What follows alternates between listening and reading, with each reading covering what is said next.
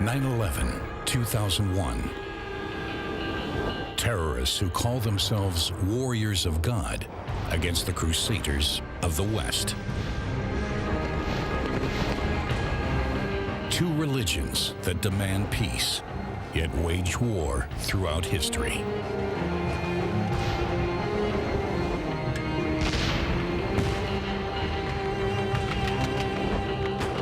Epochs of confrontation and collaboration. Peoples and powers who fight in the name of God, but who struggle for supremacy on earth.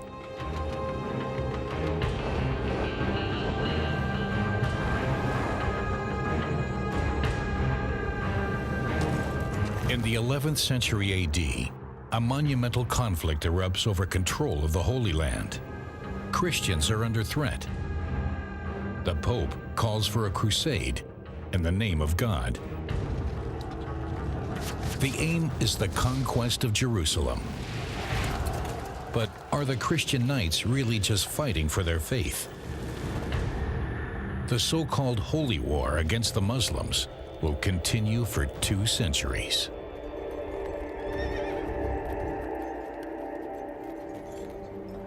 Jerusalem, June 1099. The Crusaders arrive at the city walls. For the first time, these self-styled armed pilgrims catch a glimpse of their final destination.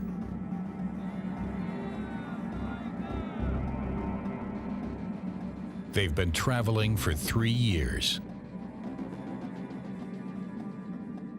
Many thousand Crusaders had set out to the Holy Land with an entourage 10 times as large.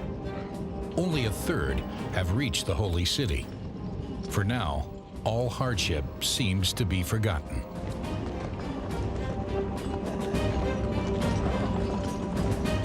The Pope promised all Crusaders the remission of their sins if they come to the aid of their Christian brothers in Palestine and free the holy sites of Muslim rule. Commanders like Raymond of Toulouse and Godfrey of Bouillon have one burning desire in common. They're determined to restore Christian rule in the Holy Land, especially over Jerusalem and the tomb of Christ. According to contemporary belief, this was the land of the Lord and of his heritage.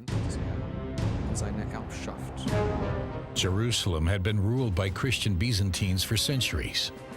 In 638, the city was conquered by the followers of Muhammad. Muslim rule was essentially tolerant toward Jews and Christians. But in the 11th century, there had been reports of repeated attacks on Christian pilgrims. The Crusaders want to put an end to this.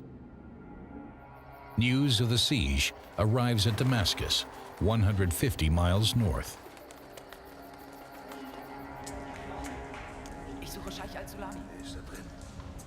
The Muslim scholar Al-Salami wants to receive update information on the Christian army. A messenger informs him that the Christians are attacking Jerusalem. They carry crosses and pray to God to invoke his help, and there are many of them. Zogen sie betend und singend die Stadt und riefen ihren Gott Hilfe an. Es sind sehr viele, Herr. Al-Sulami is convinced that the attack by the European Christians is no ordinary campaign.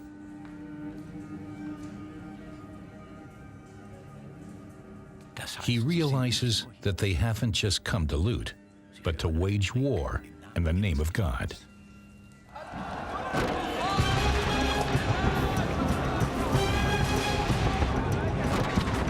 The siege of Jerusalem is in its 5th week.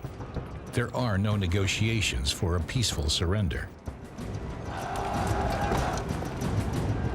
Jerusalem's defenders have powerful weapons to prevent a breach of the city walls. Greek fire consists of burning oil that can't be extinguished with water.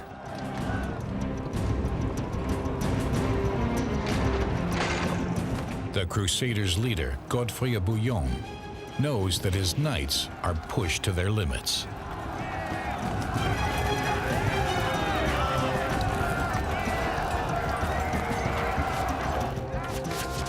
Many of his men die outside the city walls.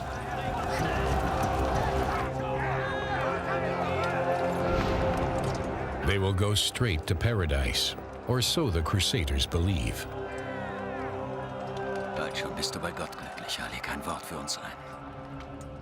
If Jerusalem is captured by Christians, the Muslims will lose one of their most sacred sites. They'll also lose face before Allah. According to the Islamic law of war, territories conquered by Muslims must never be lost again. In the 11th century, the Islamic empires stretched from India to Spain. The Holy Land and Asia Minor, once ruled by Byzantine Christians, have been conquered step by step. When Christians in the East ask for help from Christians in the West, the Roman Pope takes the initiative whilst visiting a city in France. It's the year 1095 in Clermont, 4 years prior to the siege of Jerusalem. In an impassioned speech, the head of the Catholic Church will call for a crusade against the Muslim conquerors. His name, Pope Urban II.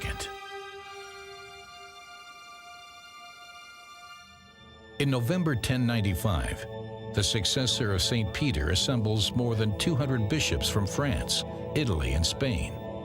The highlight of the Papal Synod is a ceremonial service.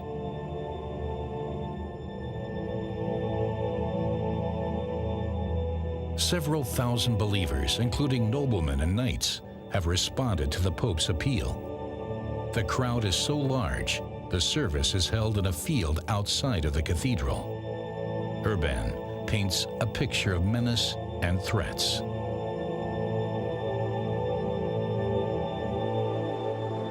Meine Brüder und Schwestern in Christo. He appeals to the faithful and to his brothers and sisters in Christ. The infidels are stealing the territories of the Christians. Many of them are killed or deported without mercy. Churches are burnt down and Jerusalem has been devastated. Christian Byzantium is in danger. It's the duty of every Christian to come to the aid of his brothers in the East. The term brothers and sisters refers to the Byzantine Eastern Church. Actually, at the time, Christianity is deeply divided between Catholic and Orthodox Christians, whose center is Constantinople. Ever since the Turkish Seljuks drove the Byzantines out of Asia Minor, the Christian world feels challenged. Nomadic horsemen constitute the new great power of the Islamic world. As they advance, local Christians and Christian pilgrims to the Holy Land come under attack. The Seljuks also threaten the capital of the Byzantine Empire, Constantinople. The metropolis on the Bosporus was once the power center of the Christian world. It's the reason why the Byzantine Emperor Alexios has repeatedly asked the Pope for help in the fight against the Seljuks. In the summer of 1095, he writes to Urban II. His letter doesn't go unnoticed.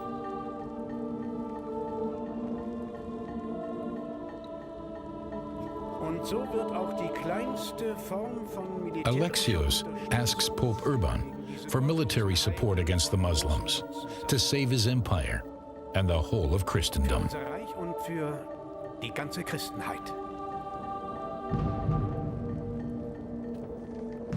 At Clermont, the Pope puts the Byzantine call for help at the center of his sermon.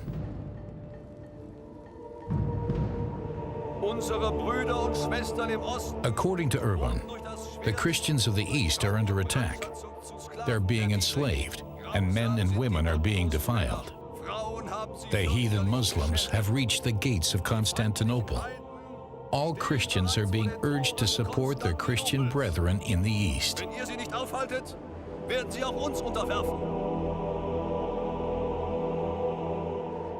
The Pope evidently gave a very effective sermon, full of big gestures and very well argued. The Pope insists that it is God himself who who was asking all Christians to take the cross and go to war against the non-believing Muslims.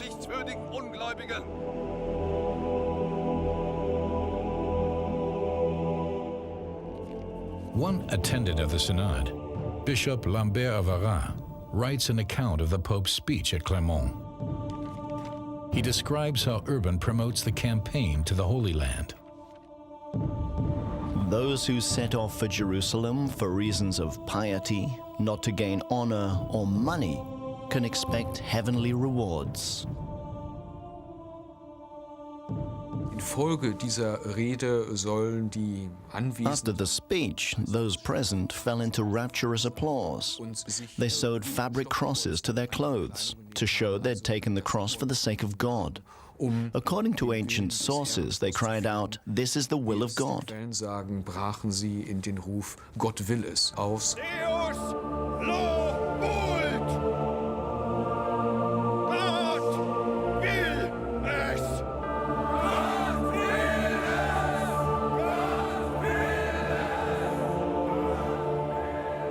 Urban declares the liberation of the Holy Land to be a penitential pilgrimage.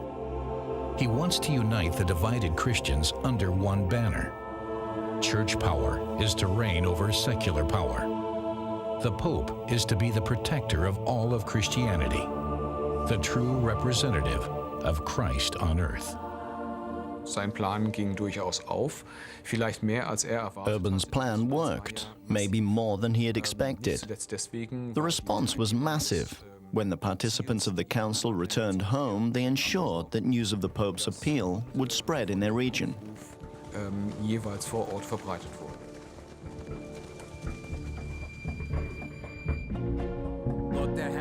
Christian preachers call for a crusade to Jerusalem, the land of the children of the Israelites. Bishops and priests announce the Pope's message in their churches. Itinerant preachers carry it to the countryside. Urban II undoubtedly touched the nerve of the time. There is no other way to explain the mass movement, which even surprised contemporaries. Hundreds of thousands, invited or not invited, are on their way. Christians are asked to liberate Jerusalem in the name of God. Fanatic monks take it on themselves to promote the crusade in the name of Christ. People flock to them in droves, ordinary countrymen, peasants, craftsmen, and members of the lower nobility. Not exactly the knights requested by Byzantium, nor the warriors of God that Urban had in mind. It's an army cobbled together without plan, about 15,000 people in all. Der sogenannte Kreuzzug der Armen war letztlich die Reaktion. The so-called Crusade of the Poor was a reaction to the publicity for the Crusade, which itinerant preachers and others brought to northern France, to the Low Countries, and to the Rhineland. In Nordfrankreich, in den niederen Landen, auch im Rheinland, ins Rheinland hineintrugen. This ragtag army doesn't want to wait for the departure date set by the Pope. Some noblemen also want to leave immediately. Die Sorge aber das eigene Ziel. The desire to attain salvation was shared by rich and poor alike. It seemed to be a growing concern in the 11th century, the notion of doing penitence for personal sins in order to make amends. Die es durch Buße wieder gut zu machen galt. This is an age of fear of the end of the world and of the last judgment, but also of hope for salvation. Für die Ehre Christi zu kämpfen. To fight for the honor of Christ, to take revenge for any dishonor that may have been done to him. These are beliefs that had gained ground in the 11th century and that paved the way for the surprisingly powerful reaction. Bereiten für diese überraschend scharfe, überraschend starke Resonanz. The so-called People's Crusade leads through cities like Speyer, which are centers of trade along the Rhine. They're home to numerous Jewish communities. Suddenly, they're in danger.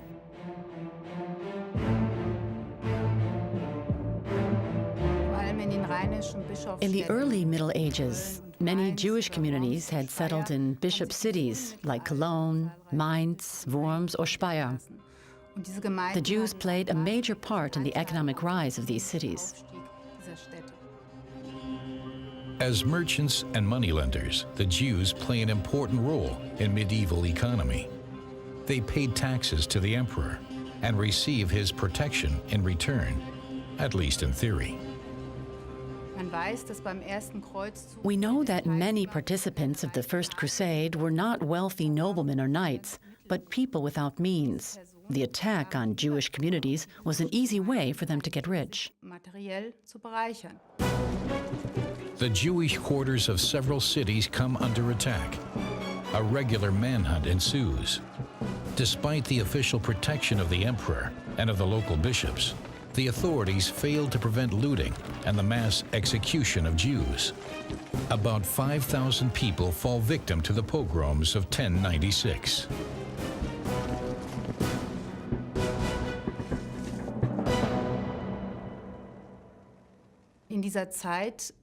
Jews were portrayed as the descendants of the murderers of Christ. It may sound cynical, but the people of the time believed that it would please God if they attacked so-called infidels or heathens at home. But this particular crusade also has suicidal qualities. Most crusaders are poorly armed and ill-prepared for a long march. Few participants of the Paupers' Crusade will ever reach Jerusalem.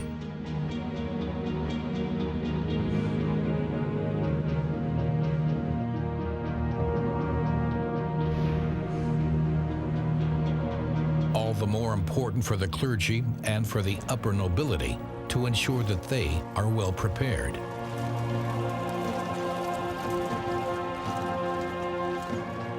At the castle of the Duke of Lower Lorraine, there are preparations for the long journey into the unknown. Sewing crosses onto your clothes for the march to Palestine is also a symbol for a new beginning.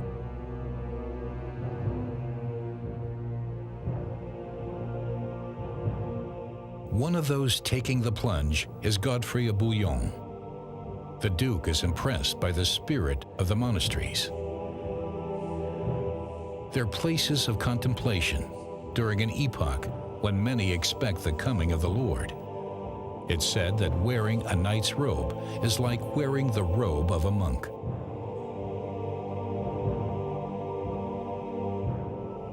Previously, Godfrey had paid little attention to the Pope's guidance, nor was he averse to worldly temptation.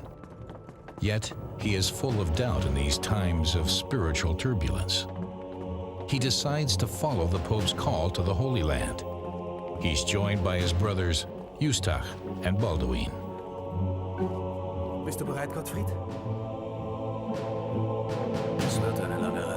Godfrey is aware of the dangers ahead. If he dies on the way to Jerusalem, he wants to be buried in the cloak of the Crusader, which bears the cross of Christ. Lass ihn. Kümmere dich deine Dinge. Nobody knows if any of them will return. As they prepare for the journey, they also settle their estate.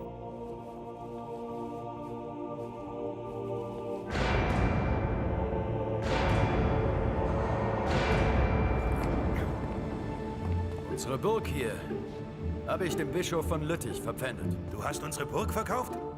Was it wise to sell the family castle? Wenn wir heimkommen. Für 1300 Silbermünzen. The brothers agree that they won't be returning. Warum sollten wir zurückkehren?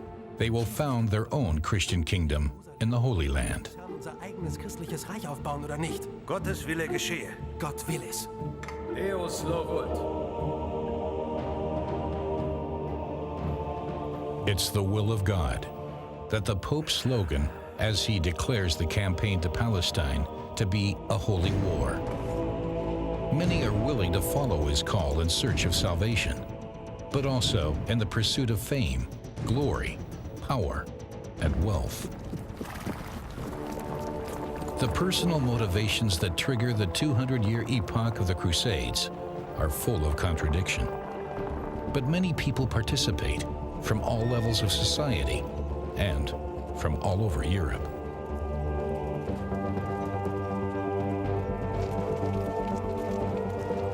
Eventually, hundreds of thousands of people will set off on their perilous journey, both rich and poor, knights and noblemen, lords and laborers, peasants and townspeople, men and women. The summer of 1096 marks the beginning of the biggest military endeavor of the Middle Ages. Tens of thousands of crusaders, the bulk of them French and German, follow 3 different routes: through Italy, along the Adriatic, and across the Balkan Mountains. Their first joint destination on the way to the Holy Land is Constantinople.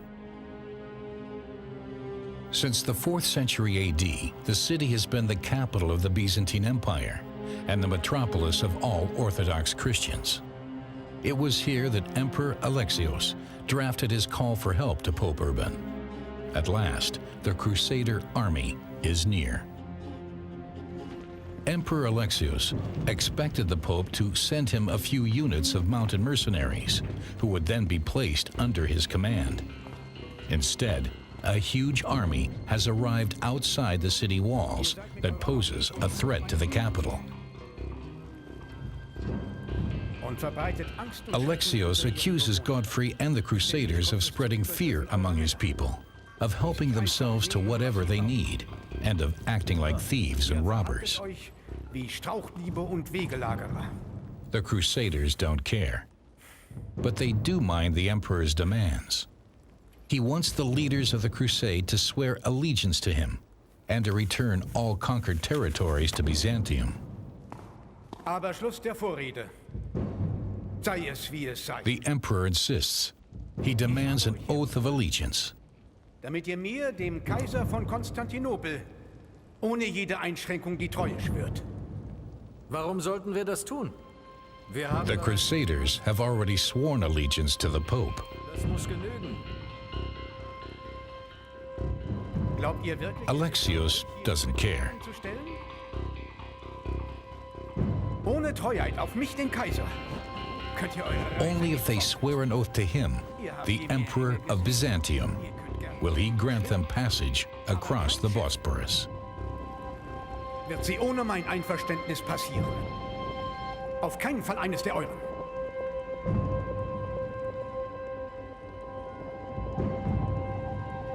Ihr habt die Wahl.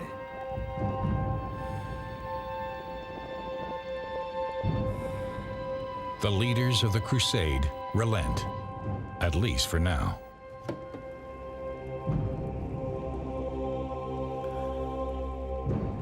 Nun, das heilige Land. They have no choice if they want to reach the Holy Land.